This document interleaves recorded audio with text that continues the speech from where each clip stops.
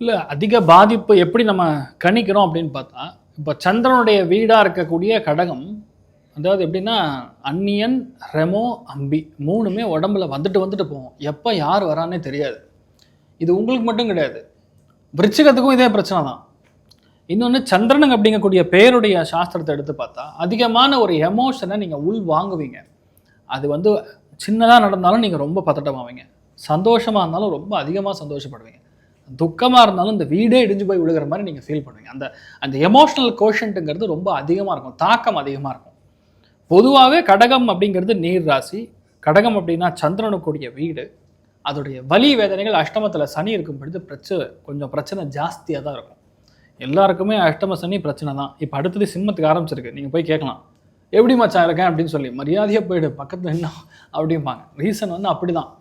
அது நமக்குன்னு வரும்பொழுது நமக்கு தான் அப்போ வலி தெரியும். மற்றவங்க எப்படி வலின்னு வலி உணர்றவங்களுக்கு தான் அந்த வலி தெரியும். அதனால உங்களுடைய ஸ்தானத்துக்கு இனிமேல் நல்லா இருப்பீங்க. அதை நீங்க நம்பலாம். தெரியுமா?